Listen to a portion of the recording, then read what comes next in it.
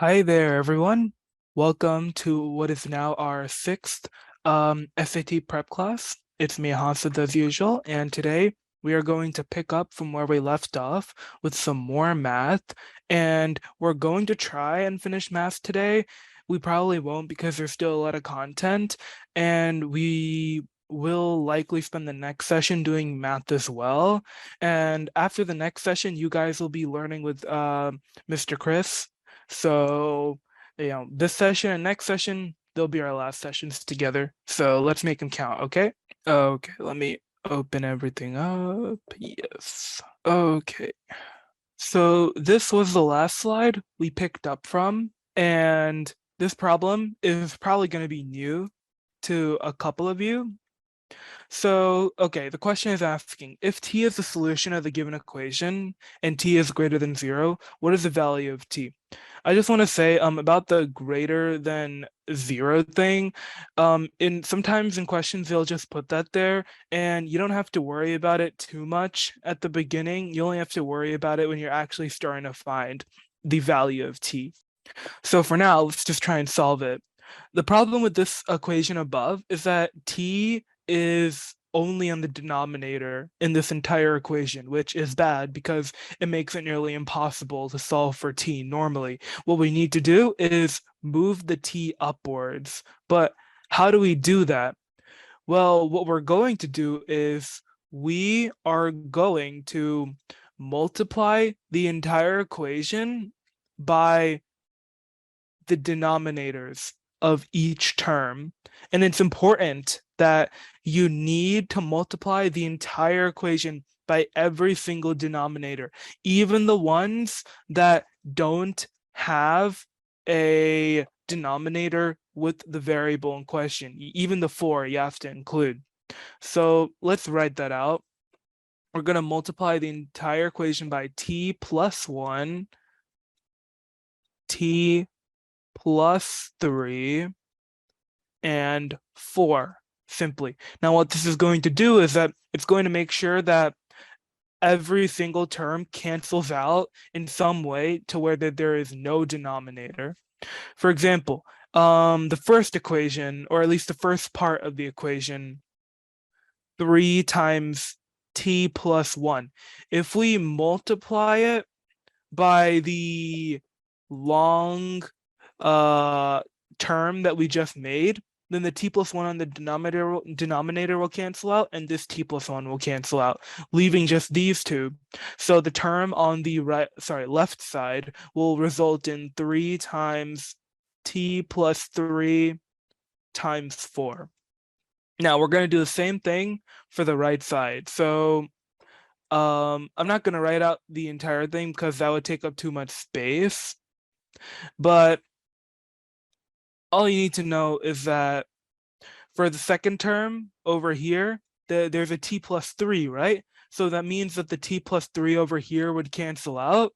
So that means that the numerator 2 is going to be remaining. And then the other two terms that we weren't able to cancel out will be remaining as well. That will be t plus 1 and 4. And then for the last part, the last term, it has a 4 as a denominator, so the 4 and the 4 here will cancel out, leaving t plus 1 times t plus 3. Now all that's left is to solve this entire thing. We have to expand it out completely.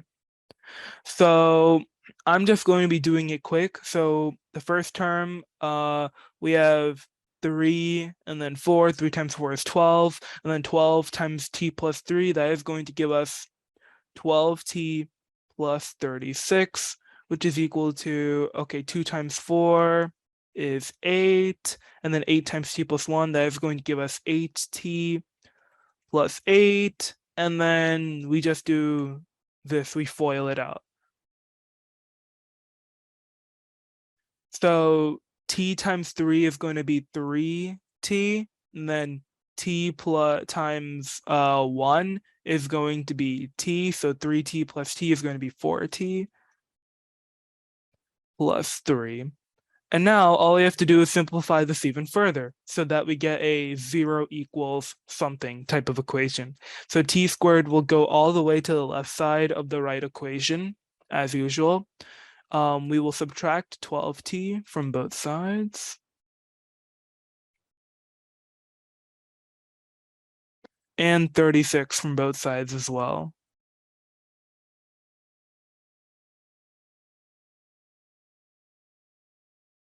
Now, what this results in is, you know what, let me erase what I just did. It'll be better if we write it out in the long form. We have t squared. We're going to move the 12t to the other side. And also we have 8t and 4t though, right? On the right side, if we have 8t and 4t, you add those together, that's 12t. And if we're subtracting 12t from both sides, then we eliminate the t term altogether. So we don't even need to write the t term actually. We have 36 here on the other hand, and on the left side, and then we have 8 and 3. 8 plus 3 is 11, and then 11 minus 36 is going to be negative 25. So that is what is left on the right side. Excuse me, give me a second. Sorry about that little bit delay. There's a small technical issue. Okay, yeah. So this is the final equation we are left with, and then the solutions to this will be plus or minus 5, because this obviously turns into 0 is equal to t plus t plus 5 and then t minus 5. However, remember, now this is the part where the t is greater than 0 part comes in. It can't be negative 5 because that's not allowed, so that means that t is equal to just 5. That is going to be our answer. So you understand how we did that? Since the variables are in the denominator, we need to get rid of the denominator by multiplying the entire equation by the denominators present in every single term. So no term is left out. We multiply the entire equation by the denominator on the left side and the ones on the right side, and even for the fractions that don't even have t, such as 1/4. Now, and if you are still suspicious, try doing that without including the numerical fractions such as 1/4. You're going to see it's going to be impossible to do. For those of you who are asking if there's a quicker way to do this, unfortunately, there's not. Rational equations are just one of those things that take a while to do. So it's unfortunate, but you're going to have to kind of deal with that. Okay, let us move on to the next part. And the answer would not include -5. Remember, because if you read the question, they say t has to be greater than 0.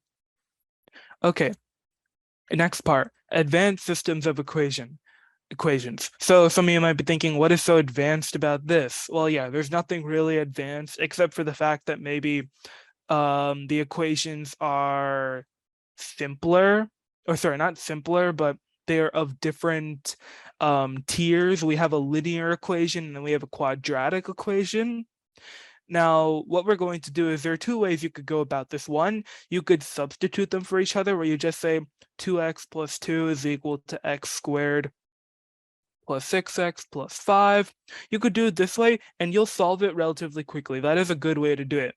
Another way to do it, which is going to be related to something we're going to do later on, is by simplifying the equation with smaller variables. So what I mean is, if we factor out the 2 in the initial equation, we end up with 2 times x plus 1, right?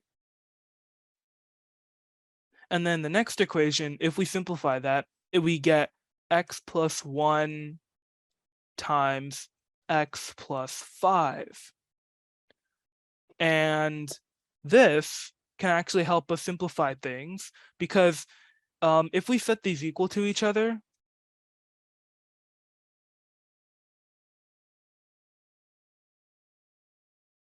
we can cancel the x plus 1 on both sides, and then we're left with 2 is equal to x plus 5. And then we could just say that x is equal to -3. Now, there's also another way you could do this where you take x plus 1 and turn it into its own variable. Say, let me erase this so that I can properly show you.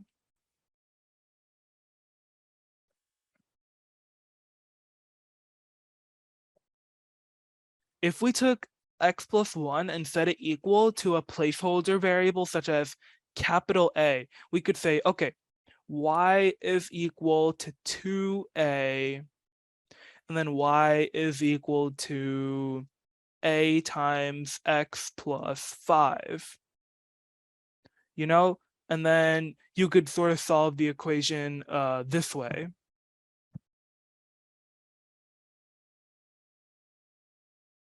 Now, typically it would be better to solve it the conventional way, which is the first part that I showed you. And the advanced ones, they'll be helpful later on. Sorry, apologies. Give me a second. I know that there's a couple of you with questions. Yes, Rakesh, you have a question?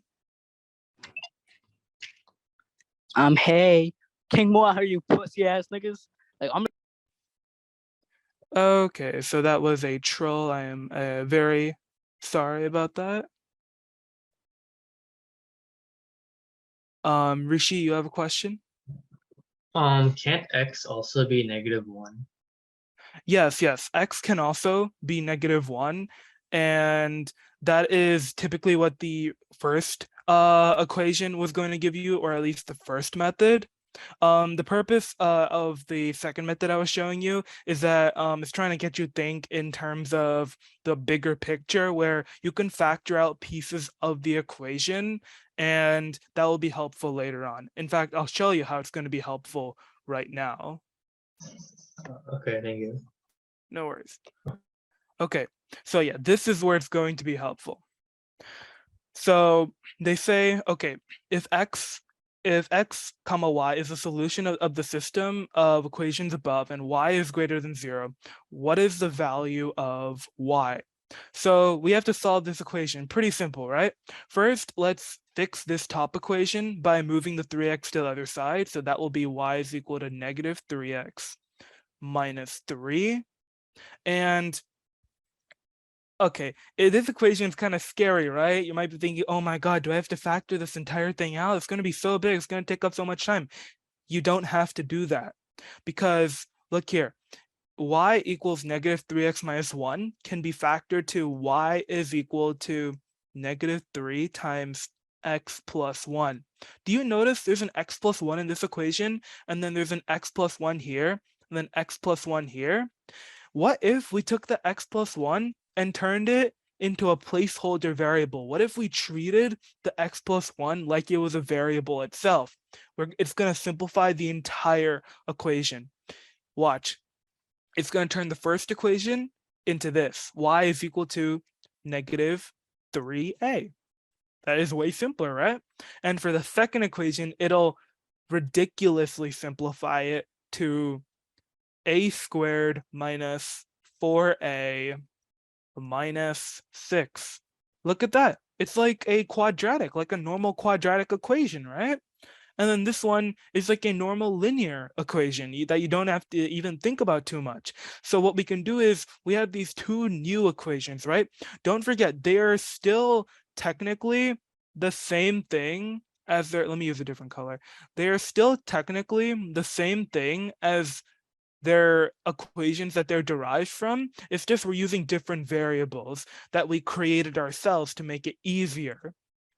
If we solve this, all we have to do, we have to set them equal to each other. So -3a is equal to a squared minus 4a minus 6 plus 3a plus 3a. And then we get 0 is equal to a squared minus a minus 6. And look, that is pretty solvable. We can split that into a minus 3 times a plus 2.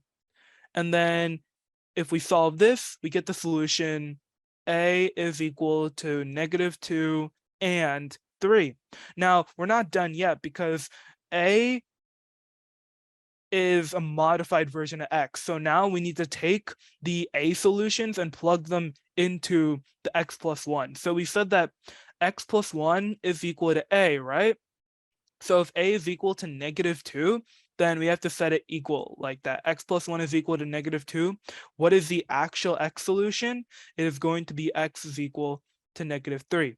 Now, what about the second solution? We'll do the same thing. Let me erase a little bit. So we said that the solution we got was that A is equal to -2 and 3. So then we'll just do the same thing here. X plus 1 is equal to A, which is going to be equal to 3, and then -1 minus 1. X is equal to 2. So we have these two solutions now. X is equal to 2 and X is equal to -3. Now they're asking us, we need what is the value of Y? So we need to find the Y value of the solution. However, we have two X solutions, right? So shouldn't there be two answers? Well, no, because they said that Y has to be greater than 0, which means one of these solutions has a negative Y value that we have to disregard. So let's plug the X solutions we have into the first equation, or at least the simplest equation. We'll plug it into here. So for X is equal to 2, we'll check it out. So Y is equal to -3 times 2 minus 3. That is going to be equal to -9. Up. We found our disregarded answer because Y is equal to -9, right? So that's going to be wrong. So we can't use X is equal to 2. What about X is equal to -3? This will probably work. Let me just make a little bit more space. Okay. Yeah, so Y is equal to -3 times -3 minus 3. That is equal to, oh wait, not 27. Phew, went cubic there for a moment. -3 times -3, that's going to be 9. 9 minus 3 is equal to 6. So that is going to be our answer, 6. They're only asking for the Y value, so our answer is going to be Y is equal to 6. So before we move on, the only way we were able to solve that equation easily is by noticing a pattern in that every single one of, a lot of these terms, had the tinier equation x plus 1. And then we realized if we set x plus 1 is equal to a variable, then we could drastically simplify the equations into this and this, which is way more solvable than the monstrosity that they gave us. Seems like we have some questions. Teju, you have a question? Yeah, I have a question. Can't you just directly substitute the solutions for A into Y is equal to -3A instead of trying to substitute X by changing A into X plus 1? Yes, you could absolutely do that. The only reason that I did it the normal way was so that we could go through the motions completely, but it is absolutely fine to take a shortcut. For those of you who don't understand, what he was basically saying was, we found out the solutions to A, right? Which is A is equal to -2 and A is equal to 3. So couldn't we just plug that into the new equations we formed? And yes, you're correct. It would give you the same answers because if you plugged it in there, you'll get the Y value of 6 and -9. So yeah, you could absolutely do that. I only went over the complete process with you guys so that you could holistically understand it. But thank you for the mention. That is a good thing to mention. Chandra, you have a question? Yeah, so can we substitute a variable for like an expression that's common amongst the whole thing?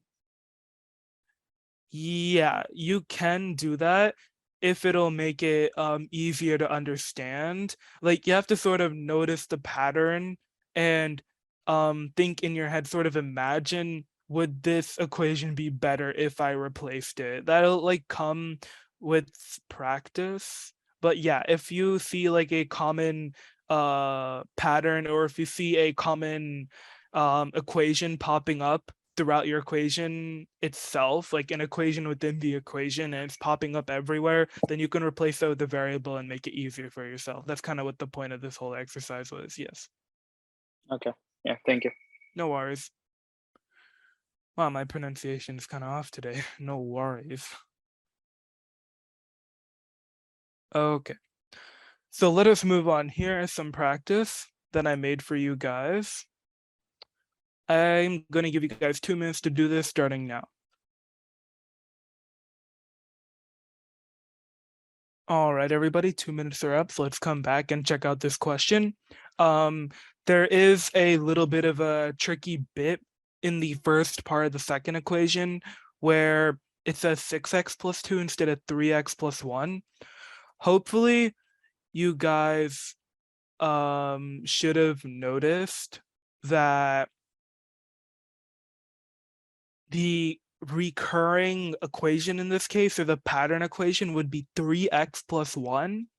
And 6x plus 2 is basically a bigger version of 3x plus 1, right? It's just 3x plus 1 multiplied by 2. Yeah. So also, I'm getting a couple of answers that, oh, maybe this question was a little bit fast. Apologies for that. I'll maybe give you guys a little bit more time with this kind of question in the future. But anyway, as we're saying, first we need to turn this into 3x plus 1. I think if you guys weren't able to figure this question out, I think it's because what you may have done is you might have done this, where the first part of the equation, you said, okay, 6x plus 2 is equal to 2 times 3x plus 1, right? So the first part of the equation has to be 2 times 3x plus 1 squared, and then you would do the rest of it, right? Well, actually, that is wrong. You forgot one important thing, which is that this is in parentheses and that the square impacts the entire part of that equation. So what you really should have done is, excuse me, you should have done this. 2 times 3x plus 1 squared, and then you have to apply the square to this in order to get it out of the parentheses. So it'll be equal to 4 times 3x plus 1 squared. So that is going to be the first part of the second equation. And we're just going to write it out as usual. And then we're going to set, excuse me, 3x plus 1 equal to, let's say, b. So the first equation is going to be y is equal to b. And then the second equation is going to be y is equal to 4b squared plus 5b plus 1. And if we set the equations equal to each other, then, that would result in b is equal to 4b squared plus 5b plus 1. If we subtract b from both sides, we get 4b squared plus 4b plus 1. If you're wondering why I said what is the y value and not y values, as if there's only one solution, that is because there is only one solution. So this kind of equation, if you recognize, is this type of equation, a squared plus 2ab plus a squared, and that is equal to a plus b squared. So we can condense this into 2b plus 1 squared. And now we can simply continue. So if we set 2b plus 1 equal to 0 so that we can find our solution, that is going to be -1, and then divide both sides by 2. We get b is equal to -1/2. And we are going to do the thing where we just use the b value instead of converting it to the x value. And hey, this is going to be really easy, surprise. Remember how the first equation was y is equal to 3x plus 1, and we turned into y is equal to b? Well, b is equal to -1/2. That means the y value itself is -1/2. So the correct answer is going to be A.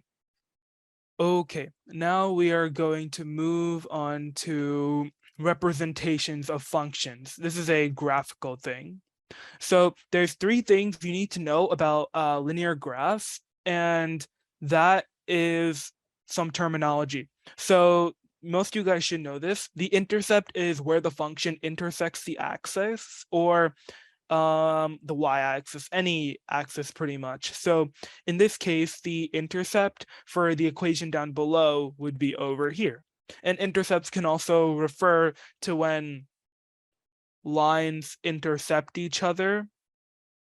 Now, the domain represents the range of x values for which f of x exists. Now, that just means in fancy words that it's just representing all the x values that a function can be. What does that mean? I'll show you. So in this case, the equation over here, if you notice, the x values kind of begin and end at this line over here. They don't go any further back than x is equal to -1. They don't go any further back than that.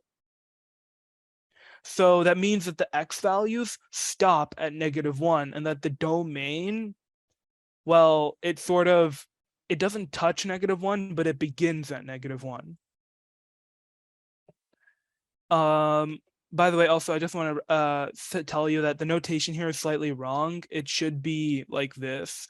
So the domain would be parenthesis -1, comma, infinity.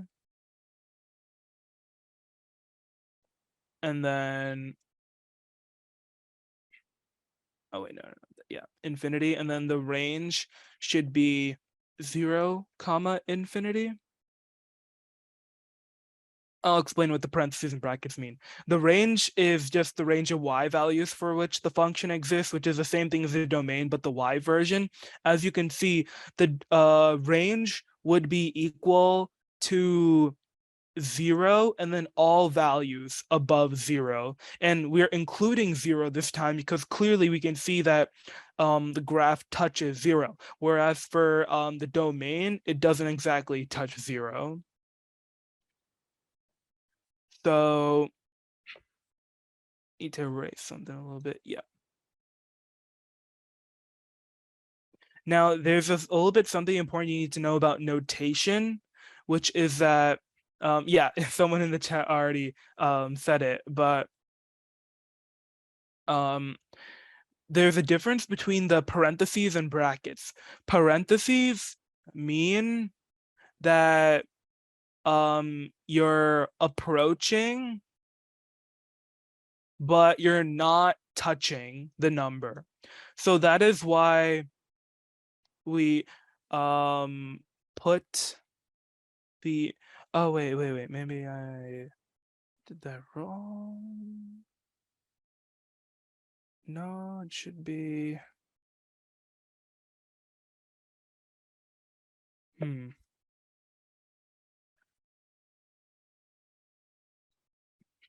sorry, this stuff is always kind of muddy, but basically parentheses and brackets do mean different things. I'm pretty sure it is that parentheses means that you're approaching but not touching, whereas brackets mean that you are touching it. Someone let me know in the chat if it's the other way around. But yeah, that's pretty much how it is. Okay. Now, some more definitions: maximum and minimum values. These are simply the lowest and highest points on a graph. Now, graph behavior, this one is pretty important, and you should try to understand it to the best of your ability. So there's this thing called increasing and decreasing behavior, where you need to identify if the graph is moving upwards or downwards. What I mean is, if this is our axis, for example, and we have a graph that's moving like this, while it is on the left side, excuse me, it is increasing, right? Or excuse me, let me choose a different one. Yeah. on this side, while it is on the left side, it is increasing, right? It is going upward. And even like over here in the bottom area where it is negative, it is still increasing because while it's negative, it is going upwards still, right? And then meanwhile, on the other side, past that point, it is moving downwards. Even at this high point over here, even though it's at the highest point and it's positive, it is still moving downwards. So it's exhibiting decreasing behavior. There's also a thing called end behavior, where you need to identify where the graph will end up as it reaches positive or negative infinity. What that means is basically which way is the graph going to go if it goes in infinity or negative infinity. So in the example that we just drew, we clearly see that this is a parabola and that the graph is pointing downward in both directions, right? So that means if we go on for infinity in the right direction, it is going to continue to go downwards. So the end behavior on the right side is going to be decreasing. And meanwhile, on the left side, if you continue to go in the negative infinity direction, it will still be going downward. So it also has downwards end behavior. But if you had a graph like this, like a cubic function, this has different end behavior. We can clearly see that the graph is going upwards, in this case on the right side. So as it continues to positive infinity, the graph is exhibiting upwards end behavior on the right side. And transformation, that is a term used to describe modifying and shifting a graph to have different appearances. It could mean anything from like, moving a graph upwards so that it just has like a different intercept or something. And it can also mean changing the steepness and slope, things like that. I think this is the last thing we'll go over before we start actually doing stuff. There are a couple of types of quadratics, or at least quadratic forms you need to know about. The purpose of these forms is to represent information in different ways, and they can be really helpful. We have the good old standard form. I don't know why it's called good old, because in reality, it doesn't tell you any helpful information aside from the y-axis. In my opinion, it's kind of the worst form. I mean, it looks the nicest, I guess, but it doesn't really tell you much. The intercept form, this is a nice one. It tells you the x-intercepts of the quadratic. Like for example, if you got y is equal to x minus 1 and then y is equal to x plus 5, you immediately know that the intercepts, the x-intercepts is going to be -5 and 1, because if you plug those values in to the equation, it clearly shows that plugging those values in would result in the y value being 0. Now, the next one, this is a pretty useful one as well. It's called vertex form. It tells you the vertex of the quadratic.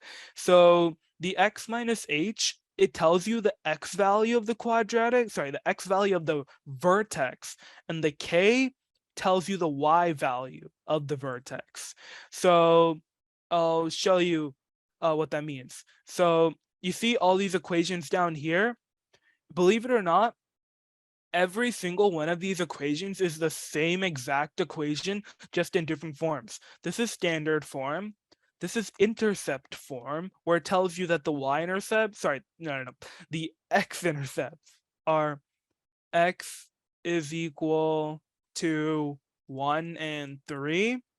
And then for the vertex form, it tells you that the vertex is, in order to figure out the vertex, you need to look over here at the term inside of the parentheses, set that term equal to 0, and whatever value of x makes that equation 0, that is going to be the x value of your vertex. So in this case, the x value of a vertex is going to be 2. And then this is simply the y value of a vertex, so the y value is going to be -1. So if we made like a rough graph,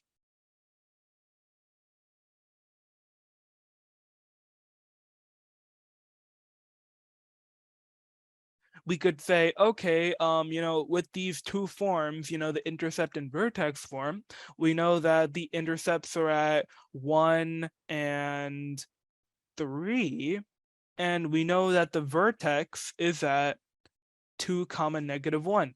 So the graph has to look something like this, maybe. You see how just having a different form of quadratic will net you enough of information to make a rough sketch of the quadratic? That's pretty helpful, isn't it?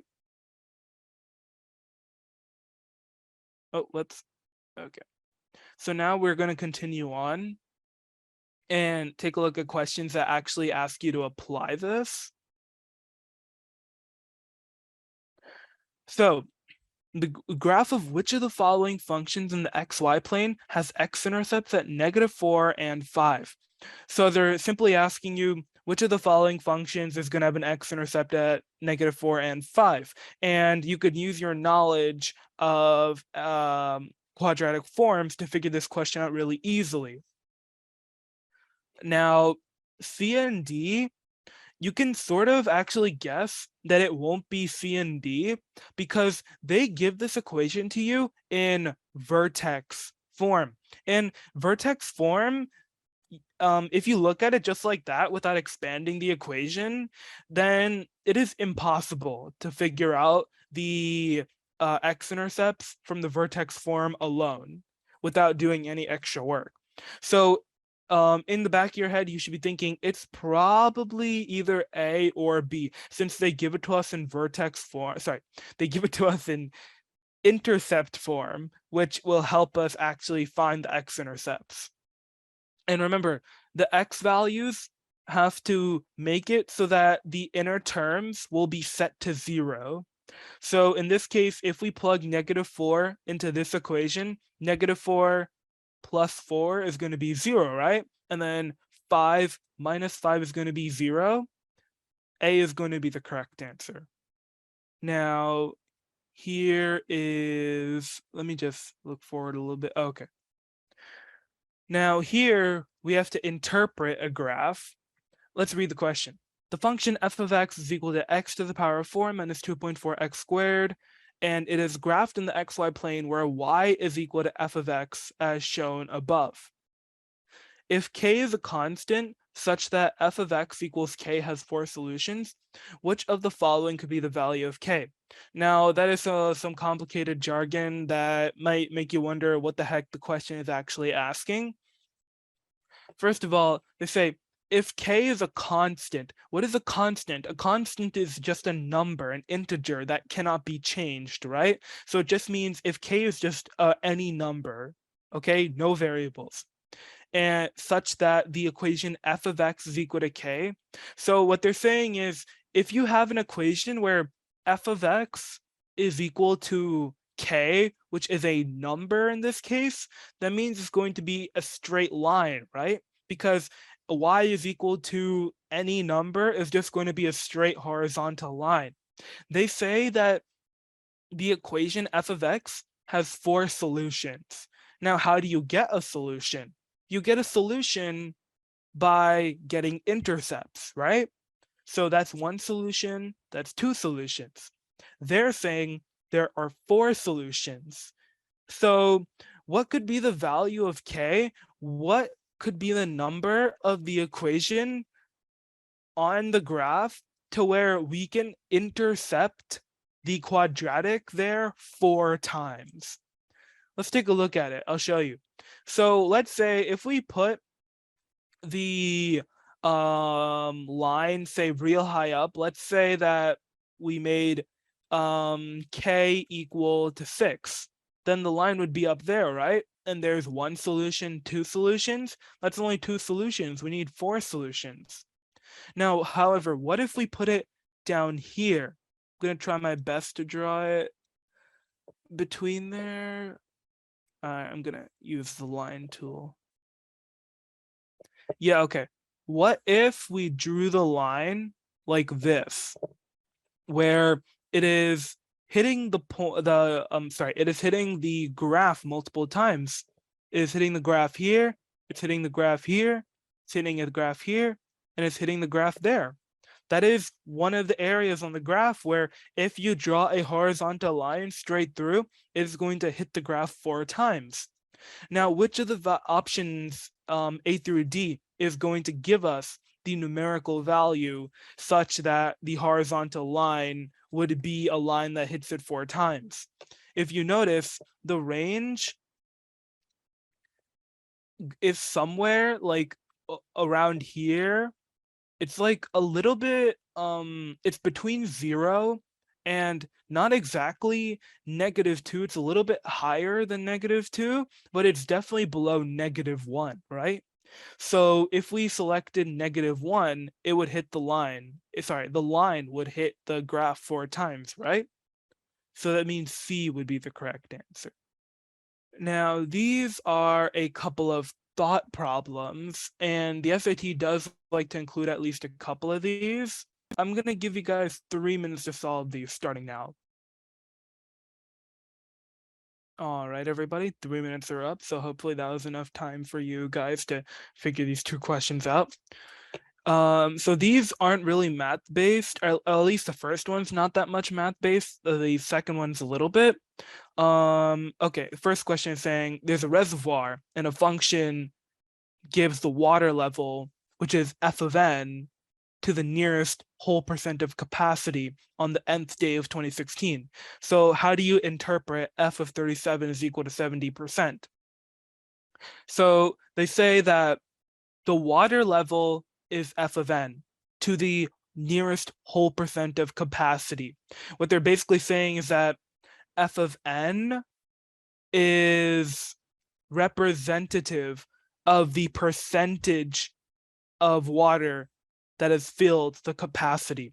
And remember, okay, f of n is not what you're putting into the equation. That is n itself. N is not the same thing as f of n.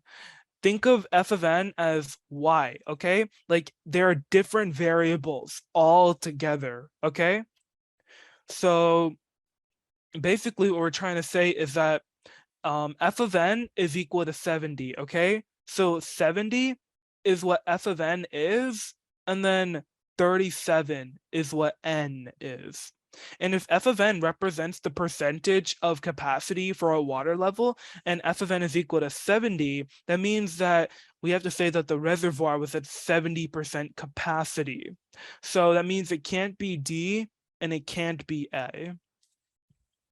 Now, they say that the n represents the nth day of 2016. So that means starting from the beginning of 2016, n represents how many days it was after that. So if you said n was equal to 10, that would mean 10 days into 2016. So if they're inputting 37 into the f of n function, that means that n equals 37, right? That means 37 days into 2016. So don't get it confused. N is not talking about how many days the water reservoir was at capacity. It's talking about the exact day itself, the 37th day, not 37 days. There's a big difference, right? And C is going to be the correct answer because it talks about only the 37th day and it records it as 70% capacity. Now the next one, this one's a fun one. Okay, if we have an object of mass m and it's moving at speed v, the object's kinetic energy is given by this equation. Pretty much every one of you should probably know this if you've taken physics. If the mass of the object is halved and its speed is doubled, how does the kinetic energy change? So here's the thing. What we're going to do is we have kinetic energy is equal to 1/2 times mv squared, right? So this is mass and this is velocity. They say that the mass is halved, so we're going to represent mass as m/2. This represents half mass. And then we're going to take velocity. They say that the velocity is doubled, or speed is doubled. They terminology is important. So we are going to take V and turn it into 2V for double speed. And what we're going to do is we're going to plug that into the kinetic energy equation. So kinetic energy is equal to half times mass times speed squared. So in this case, our new mass is going to be m/2. And then our velocity is going to be 2v squared, which is equal to m/4 times 4v squared. We cancel out the 4's, we end up with mv squared. Now you're thinking, how does that help us? What we need to do is we need to compare it to the original equation, mv squared versus half mv squared. So the new equation we came up with has double the value of the original equation, which means that in practice, the kinetic energy is doubling. So C is going to be the correct answer. And yes, it does have to be 2v squared. It means we have to have 2v parenthesis squared, because 2v is the new velocity and m/2 is the new mass.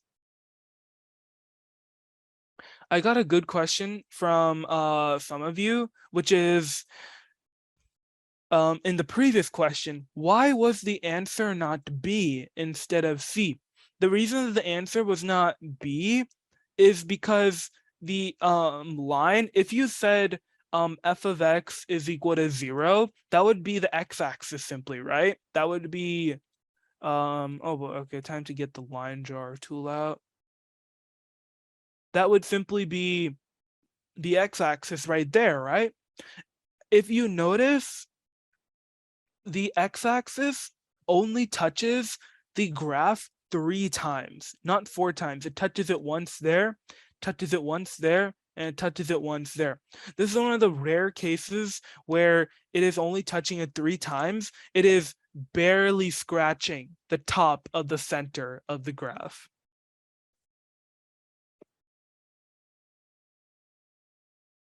Someone asked, is it okay to substitute both equations with random values to see the difference between the outcomes? That is technically possible. I would highly recommend you not do that, however, because it will take a lot of time, and I feel that you would waste a lot of time on the SAT and jeopardize the rest of your test if you did that.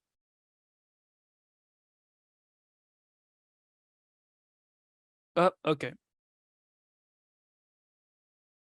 Okay, now these are some more context questions. They don't actually require that much math work. It's purely concept work. I'm going to give you guys 2 minutes to solve these starting now, because it shouldn't take that long. All right, everybody, 2 minutes are up. So let's come back and check out these questions. Okay, so the first question, what they're asking you basically is, which of the following correctly expresses M2?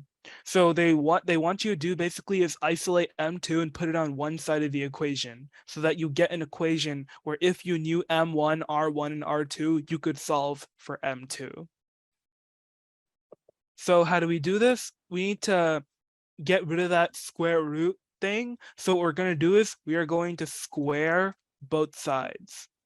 When we square both sides, we get a result of R1 squared over R2 squared, which is equal to M2 over M1.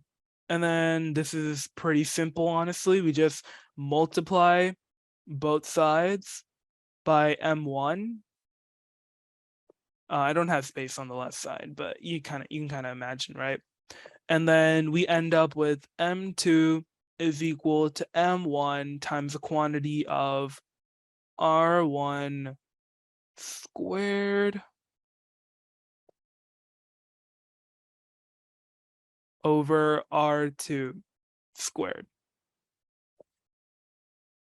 And now we just simply have to select the right answer. So it can't be C or D because they still have the square root in there. And the difference between A and B is that if you notice, the R1s are in different spots. R1 is on top in A and the R1's on the bottom in B. So A is going to be the correct answer. Now the next question, this is about the quadratic forms. So they're asking us, which of the following equations shows the maximum possible weekly revenue? Now, the thing is that the equation here is clearly quadratic, right? So it would, and it's a negative quadratic. That means it looks something like this. So if X represents the price and then Y represents the profit, then it's like a balance, right? Where the peak is the most amount of profit you'll make at a certain amount of price. So in this way, we should realize that the vertex represents the maximum possible weekly revenue, and it will also tell us the price that results in that maximum revenue. Now, which form of the equation will do that? This is the vertex, right? So we need to use vertex form. If you remember vertex form, it is something along the lines of y is equal to a times x minus h squared plus k. I might have used some different variables back there, but this should be the general structure.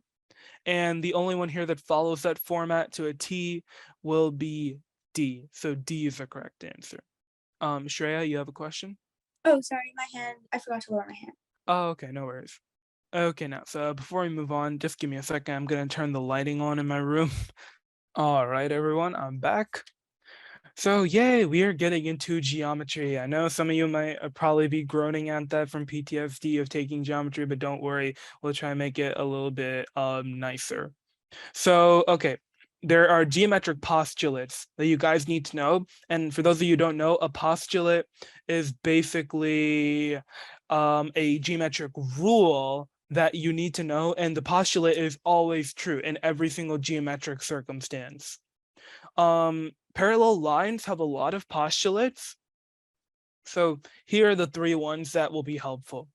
When a line cuts through two parallel lines, the alternate interior angles will be congruent, same side interior angles will be supplementary, and corresponding angles will be congruent. Okay, what does that mean?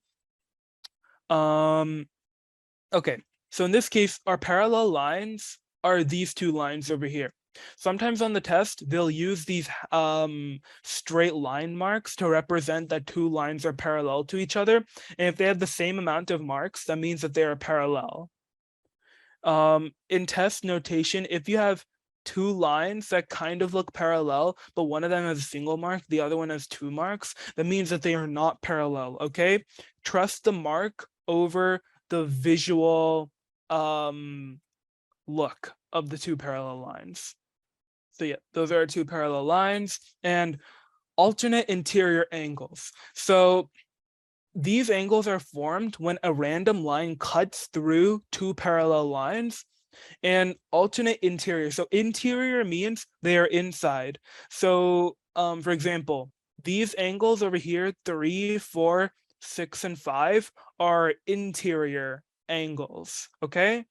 And then alternate interior means that they're on opposite sides of the cutting line. That's what we're gonna call this line. We're going to call it the cutting line. So what angles are alternate interior? 3 and 6 are alternate interior angles because they're interior and they're alternate to each other because they are on opposite sides of the cut line. Sorry for the mic bump. But the postulate here is that alternate interior angles will be congruent. So 3 and 6 are congruent to each other. Let us represent that with some lines. Yes. 3 and 6 are congruent to each other. And 4 and 5, they are interior, right? They're within the parallel lines and they're on opposite sides of the cutting line. That means that they are also alternate interior angles and they are congruent to each other as well. Now, another one, same side interior angles will be supplementary. What does that mean? Supplementary is an important word here. Supplementary means that it adds up to 180 degrees. So if you had a 60-degree angle, such as this, and then you had a 120-degree angle, such as this, they are supplementary angles to each other.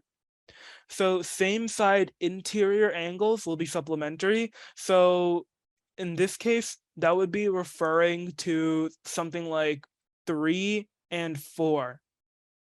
They are not equal to each other, but if you add 3 and 4 together, it's equal to 180 degrees. Same thing for 5 and 6. They add up to 180 degrees. And then corresponding angles are congruent.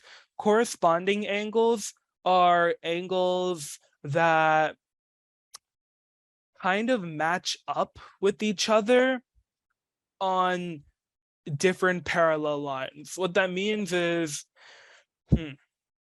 okay, if we have angle 3, right?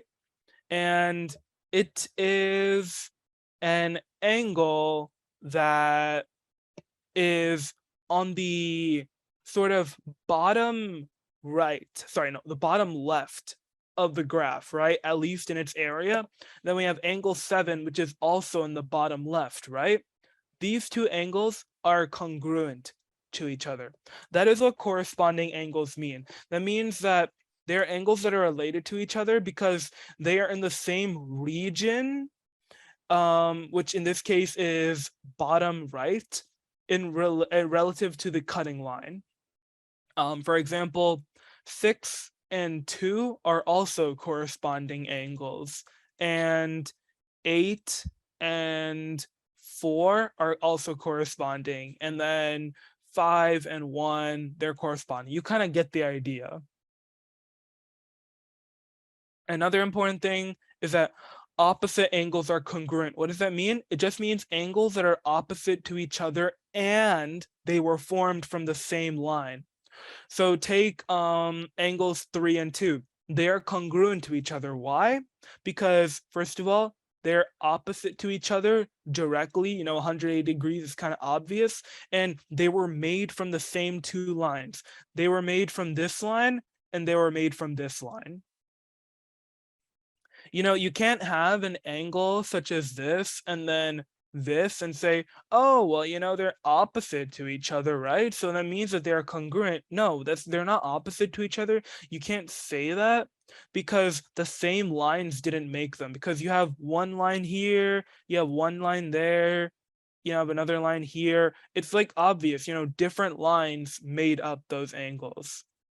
Okay, so this one is a little bit of a long problem, and I'm gonna give you guys 2 minutes to, actually no, 3 minutes to attempt to do something with this problem. You guys should know the Pythagorean theorem and understand the concept of similar triangles. So try and solve this on your own and see how it works out. Don't worry, you don't have to be pressured to actually solve this one. I don't expect most of you to solve this within the time limit, so it's okay? Don't feel pressured. Just try your best.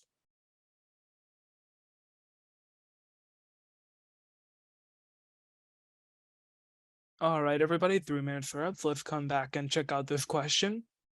So some of you were chatting me your answers, and I will say some of them were correct, some of them a little bit less correct. It's okay. We're gonna go over it now so we can figure it out. So two triangles are similar when they have the same angle measurements. What does that mean? It means that they are proportionally the same triangle. It's just that they are different sizes if they have the same angles. Now, line DB is perpendicular to lines L and M. That means that they have a 90-degree angle. And what about the other angles? Well, we can figure out that angles DAE and ECB are congruent to each other because they are alternate interior angles. And we can also say that angle DEA and then BEC are also congruent to each other because they're opposite angles. So we just determined they all have congruent angles. That means that these two triangles are similar to each other. And we can use a ratio to figure out the side lengths of some of these triangle sides. So the Pythagorean theorem, a squared plus b squared is equal to c squared. You use it to find side lengths of right triangles. In this case, with triangle ADE, we already know the a value and b value. We just need to find the c value. So let's plug that in. So our a value is going to be 12 and our b value is going to be 5. So 12 squared plus 5 squared is equal to c squared. 144 plus 25 is equal to c squared. That is going to be 169. And then if you square root 169, that is going to give you 13. So the length of AE is 13. Now, if you notice here, EB or line EB, this line over here, let me choose a different color actually. Line EB is proportional to line DE. So that means that lines DE and EB change with each other. They're like the same line of the same triangle, but different sizes. And we can see line EB is 1, whereas line DE is 5. That means that line EB is 5 times smaller, or in other words, line DE is 5 times bigger than EB, right? So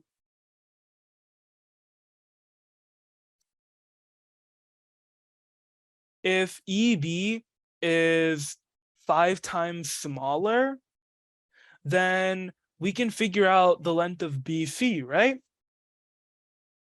So BC is going to be 12 divided by 5, which is going to be around 2.4. And then if we use the Pythagorean theorem, we get c squared is equal to around 6.76. And then if we try squaring that, you get 2.6.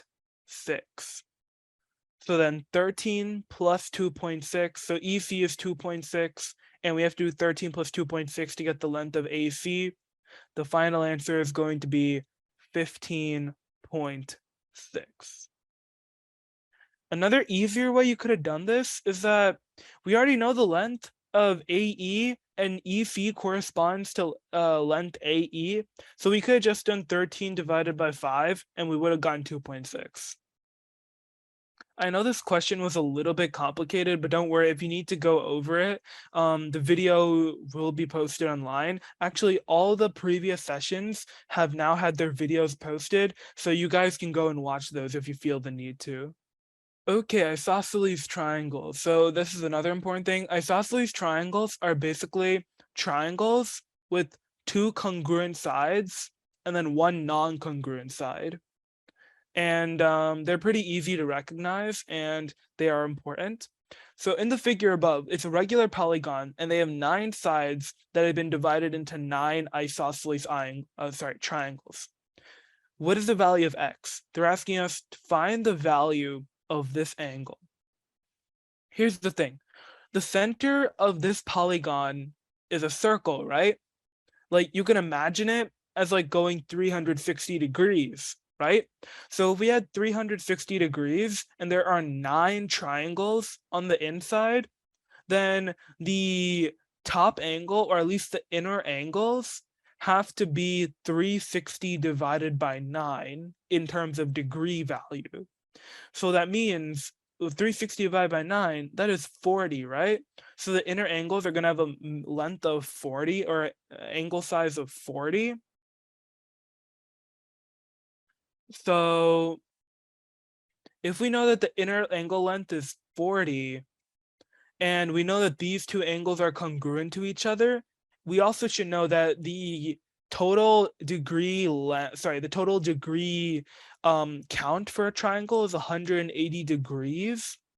So if we know that one of the angles is 40 degrees and that the other angles are equal to each other, so we can say that as like 2x, where x represents the side lengths of each angle, and then we say 2x to represent that these angles are the same thing, then we can easily solve this. X is equal to 70 degrees. Oh, and for those of you who want to know where the videos are, I'll ask my supervisors to post the link on the chat.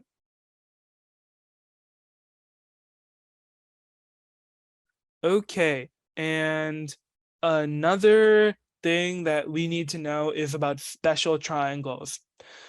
So these are a type of right triangle that have certain angle measurements, and these angle measurements can actually tell us about the side length ratios of the triangle. The first triangle we have is a 45, 45, 90 triangle. And that's basically a triangle with 45-degree angles and one right angle.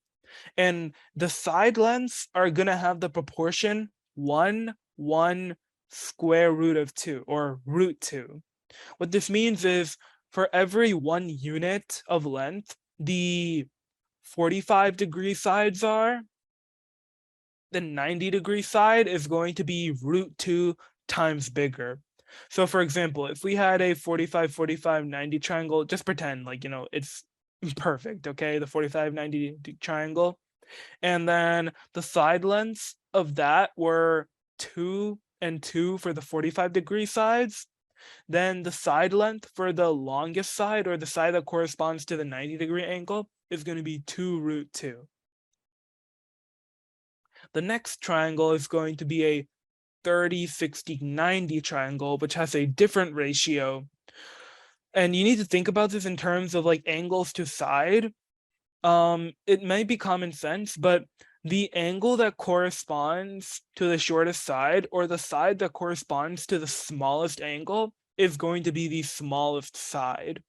So in this case, the ratio is 1, 2, and root 3, where the 30-degree angle corresponds to 1, the 60-degree angle, which is the second largest, corresponds to root 3, and then the 90-degree angle corresponds to root 2. Please make it known that root 3 is smaller than 2. Root 3, like in terms of like actual value, is equivalent to around 1.7. Let me check on my calculator. Yeah, it's around 1.73, which is less than 2. So yeah, it is lower. Don't make the mistake and think it's bigger. So you need to remember 45, 45, 90 triangles, they have the ratio of 1, 1 to root 2. And then 30, 60, 90 triangles, in that order, they have the ratio of 1, root 3, and 2. I'll write it above to make it easier. So that is 1, 1, root 2. And then here it is going to be 1, root 3, and then 2. I suggest that you guys screenshot this. If you can, I'll give you 10 seconds. 1, 2, 3, 4, 5, 6, 7, 8, 9, 10, and we will continue. Okay, so here are some practice problems. I'm going to give you guys 4 minutes to solve these starting now.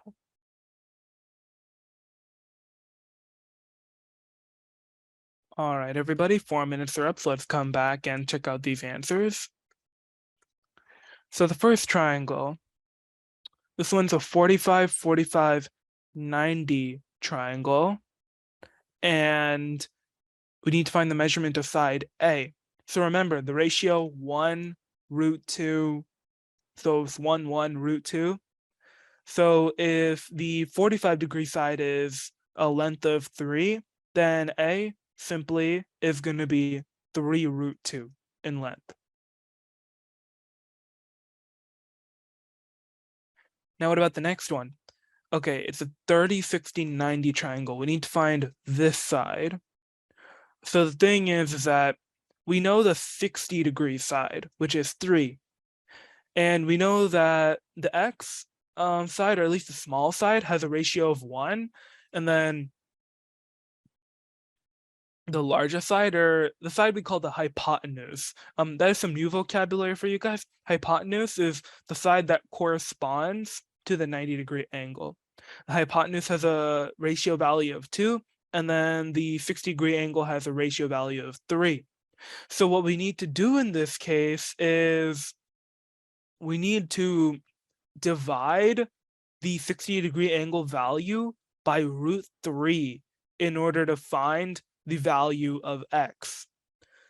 Because, I mean, if you think about it, if we have a ratio like this, x to 3 is equal to 1 over root 3, then we multiply both sides by 3, then we get x is equal to 3 divided by root 3. That's just what we were about to do. We have to divide 3 by root 3 in order to find the value of x, which is a ratio of 1. And if you do that, here's the thing you should realize. You might think, oh, well, how do I solve this? The thing is, you're not allowed to have root 3. You're not allowed to have square roots or any root as a denominator. So what you're going to do is you're going to multiply the top and bottom by root 3. And then you're going to get 3 root 3 over 3. And then those 3's cancel out and you get root 3. So x is equal to root 3. Now the last question, we need to find the measurement of side A. Again, this is 1, 1, root 2. So we need to take root 8 and multiply it by root 2. As long as the square roots have the same degree, in this case it is 2 because it's just a square root, and square roots have the how do I describe it? They have the root factor of 2 naturally. Then you can just say root 16, and root 16 is equal to 4. We know that, right? So A is going to be equal to 4. Okay. Now this is also a problem that I find is a pretty fun one. Maybe not all of you, but I'm going to give you guys 3 minutes, or actually not 2 minutes, to try and solve this on your own, and we'll come back and discuss it. Don't worry, I don't expect most of you to finish in 2 minutes. I'm just like putting out some time, like some thinking time, so you can get in there before we like really solve it. All right, everybody, let's come back and check out this question. So some of you did put answers in. That was pretty impressive. We'll go over it right now. First thing I want to mention is, important thing they say is that segment BC is tangent to the circle at B. Being tangent means that you only touch one point on the circle. You're just barely grazing the surface of the circle. Another thing you should know is that a line that connects to a tangent line of a circle, I'll give an example. So like this is the tangent line in this case, or at least imagine that is tangent. A line coming from the center of the circle is going to be perpendicular to the tangent line. So this angle over here is actually perpendicular. That is important because this triangle being right will actually help us. They say OB is equal to AC, which is equal to 6. So AC is equal to 6 and OB is also equal to 6. So how does that help us? I mean, we need to find OA, right? Well, here's the thing.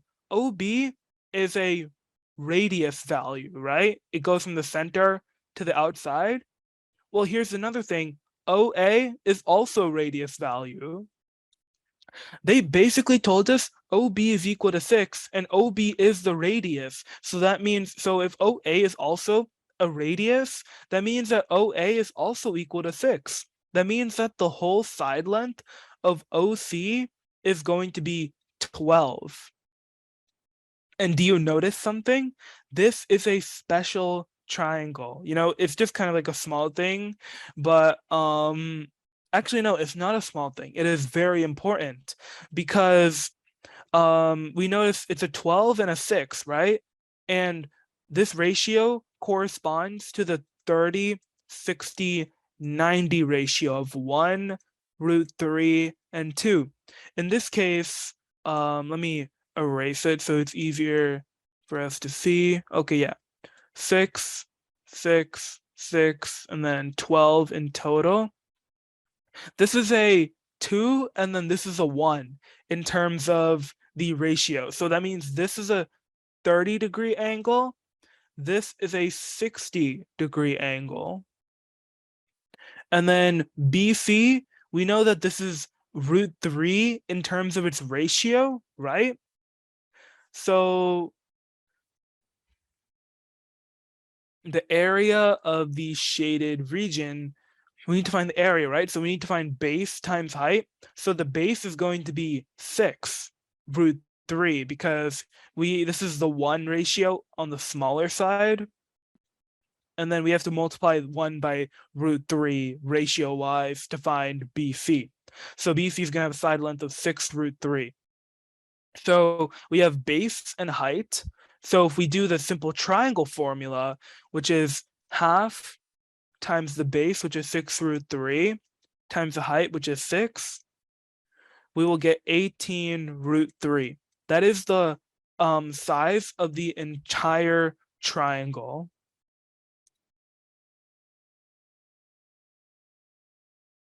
If you're wondering, some people are asking, how is AC equal to 6? That is information they provide in the question itself. AC is equal to 6. So, but yeah, we know the triangle is equal to 18 root 3. However, we're not looking at the area of the entire triangle. We're only looking at a part of the triangle because some of the triangle is shaved off by the circle, right? However, what we can do is we can assume that C and D are out of the equation because A and B are the only one with 18 root 3 as part of their answer.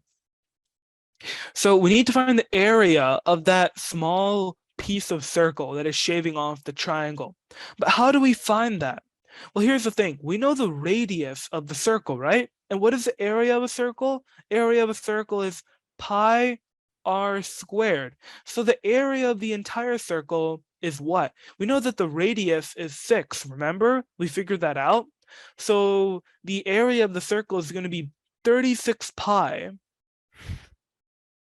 And we know a circle, it goes a full 360 degrees, right?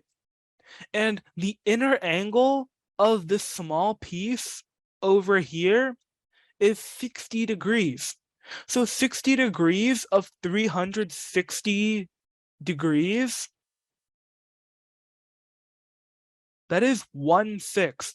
So that small piece of the circle we just circled there represents 1/6 of the entire circle.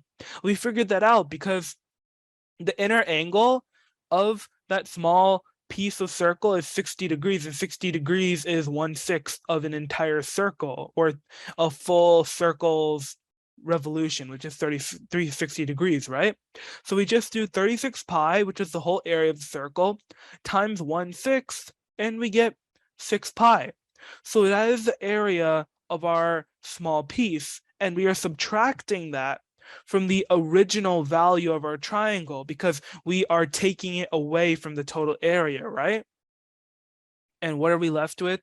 Option B is going to be the correct answer. Hopefully this made a good amount of sense to you guys. You can screenshot this if you'd like. And okay, how did you get the value of 36 pi? So the thing is, we need to find the area of that small piece of the circle, and in order to do that, we need to find the area of the entire circle.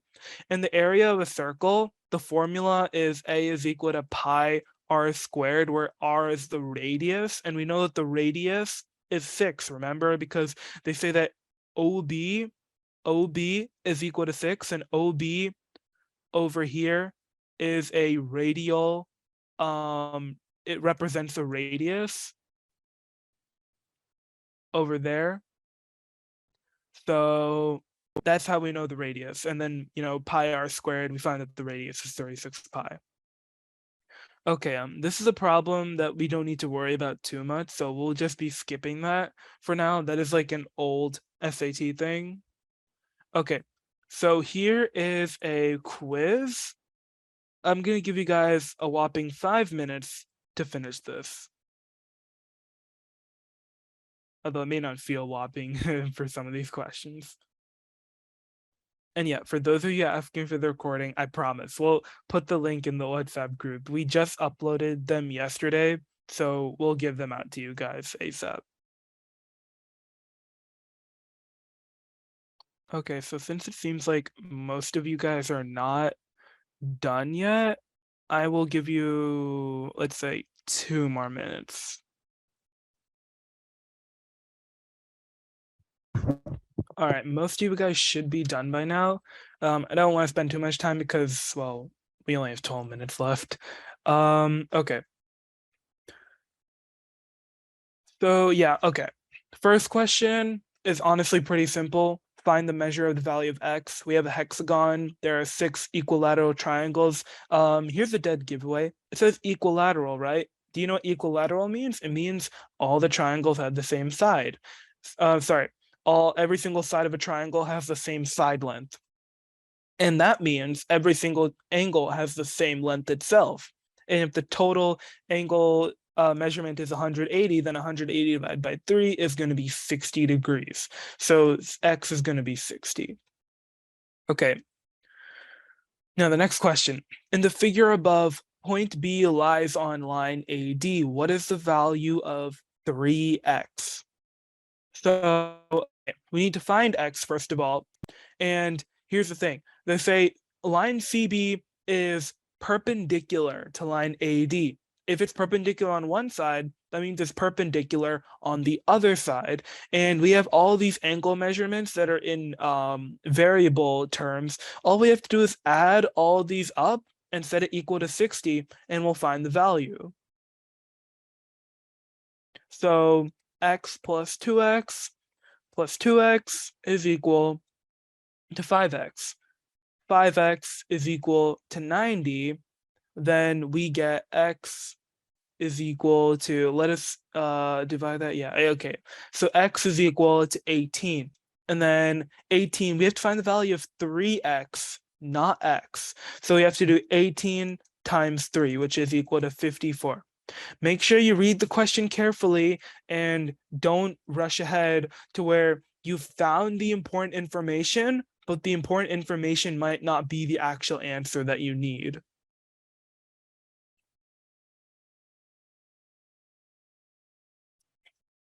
I'm sorry, if I'm moving a little bit too fast for you guys, it's okay. The recording will be up anyway, so you guys will take a look at that. We need to go a little bit fast because of the time. Okay, in the figure above, AD intersects BE at C. If x is equal to 100, what is the value of y? So x over here is equal to 100 degrees. Okay, that makes our life easy because if this is 20 degrees and that's 100 degrees, and then 180 minus 100 minus 20, that's going to be equal to 60 degrees. So the measure of this angle is going to be 60 degrees. And these are opposite angles, right? So that means this angle over here is also going to be 60 degrees. And then in order to find y, we just do 180 minus 60 minus 40, and we get 80. So the correct answer is going to be C.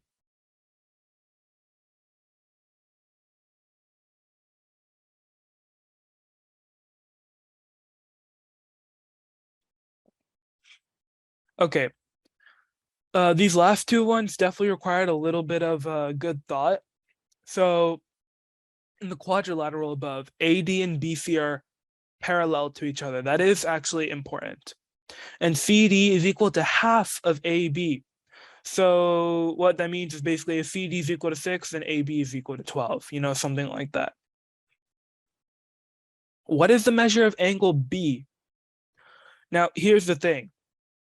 In order to find B, what we can do is we can imagine in our heads, okay, angle B and C and BC and AD are perpendicular to each other.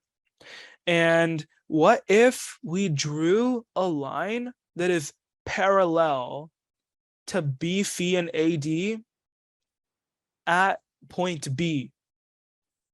So that means the top angle over here is going to be 90 degrees.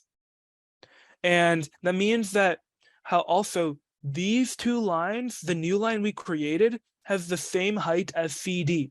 Now, why is that? Well, that it is like that because BC and AD are not perpendicular, they're parallel to each other. And because both of these lines are perpendicular, that means that their segments are going to be equal to each other, kind of like a square or a rectangle. We basically just made a rectangle. So all we need to do now is we know that the angle measurement is definitely bigger than 90. I mean, it was kind of obvious, but we know it's definitely bigger than 90 now. So it can't be D for sure. And we know that CD is half the length of AB. So doesn't that mean that, I'm just going to put H here to represent the new point. Doesn't that mean line BH is also half the length of AB? So this would be like 2, that would be 1. And this would be 1 as well. Do you see what I'm getting at here? This is a special triangle. It is a 30, 60, 90 triangle. This is going to be 30 degrees because it corresponds to the 1 ratio side. This is going to be the 90 degree side that corresponds to 2. And this is going to be the √3 side. The length is not important and corresponds to the 60 degree side. This is the 60 degree side. And now we do 60 plus 90 degrees because we have the 90 degree angle there and the 60 degree angle there that we're adding up. And the answer is going to be A, 150 degrees. And now the last question. Okay, the circle has a center of HK and there's a radius of 10. What is the value of K? So we need to find how high is that point. Well, this is actually, if you visualize it, it's not that bad. So the radius is 10. That means if we had these two sides over here that extend to as far as the radius goes, they have a side length of 10 and 10. Now, how does that help us? Well, it will help us because if we imagine that there's a straight line down, this straight line down represents the height that point K would be at, right? And if it's perpendicular, that means it would represent the height of K, right? So we have these perpendicular, this perpendicular line now. We made a perpendicular triangle now, actually. And here's the thing, in order to figure out the height, we need to figure out the base, right? So we can use the Pythagorean theorem. How are we going to figure that out? Well, here's the thing. They give us the x coordinates of the point, 4 and 20. 4 and 20. What is the difference between 4 and 20? That is going to be 16. And basically, we're cutting, that means that this line segment over here is 16 in length. And this perpendicular line is cutting that line segment in half, correct? Because we're going straight down the middle from the center of the circle. So that means each of those sides actually has a length of 8 and 8. So now we have a triangle, a 10, 8, and then we have an x value. We'll just put that as x. We need to find, or at least k in this case. Yeah, we don't need to make that x. We'll just write that as k.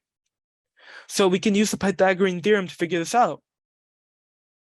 10 squared is equal to 8 squared minus b squared. And then if we solve this out, it's going to be 100 is equal to 64 minus b squared minus 64 on both sides. We get 36 is equal to b squared. B is equal to 6. So in this case, the b represents the k. So k is going to be equal to 6. Hopefully that made a good amount of sense to you. And although we do have a little bit of time left, it won't be enough time for the next thing. So someone did ask if we could review the last question. I'm not exactly sure which question you're referring to. I assume you mean the first question. So yeah, I'll just stay on that for a little bit. Oh, yeah, well, that question is right there. If you're looking for the CD is equal to half of AB. We unfortunately won't be able to go over that now. Someone did ask if they wanted to take a picture of this slide so that they could solve it on their own. And you can take a screenshot of this if you would like. And yeah, that will pretty much be it for today. Thank you guys for coming. And if you have any questions, you can just ask me on WhatsApp. And no, this will not be the last math class. There's going to be one more. And after that is going to be writing and reading with Mr. Chris. And we have some questions. I see, Siraj, you have a question? Hello. For the last question, how did he get 6 again? Oh, yeah, okay. For the last question, basically what we did was, well, we said that since the radius is 10, the side lengths here are 10. And then we imagined if we drew a perpendicular line down from the center of the circle, all we need to do is find the height of that line, since it would represent the value of k, which is like the y variable of that point. And there's 4 and 20 as the x coordinates, which is going to be a difference of 16, right? So that whole length at the bottom is going to be 16. And since we're cutting it in half, that means that the bottom is 8 here and 8 there. So we can use the Pythagorean theorem now to find the height. And if you use the Pythagorean theorem, you find that the height is equal to 6. Shreya, you have a question? Yeah. Sorry, it's the same question about the previous problem I asked about, the one with like the graph and the K. Oh, okay then. Never. Okay. Would you be able to answer that now, or should I just message you about that? You can message me about that. Okay. Yeah, Shreya, you have a question? Yeah, you know the one about finding the value of C, where you did 180 minus 60 and stuff. Can you go over that question real quick? Like just the 180 part? Yeah. Let me check that out. I assume, are you talking about this question currently on here? Oh, sorry, yeah, you can unmute. Yeah. Oh, you're talking about this Oh question? wait, no, the other one that you showed. Oh, okay. Yeah, The second question or first question? the second one. Oh, the second one? Yeah, this one is honestly not that big. The one of, yeah. Yeah. Basically what we did was they said we need to find the value of y, and I mean, if you know your triangles, you know that a triangle totals up to 180 degrees, right? So they say x is equal to 100. So this angle over here is equal to 100. Immediately we can figure out this angle over here is equal to 60, because 20 plus 100, that's 120 degrees in total. And in order to find the last angle, we just do 180 minus 120. And then since they're since they're opposite angles, that means that this angle on the other side is also 60 degrees. And then 60 plus 40 is 100 degrees. And then that leaves 180 minus 100. That is going to leave 80 degrees for the y value. Hopefully that made some level of sense to you. But yeah, okay, if there are no more questions, then I will see you guys later. Bye.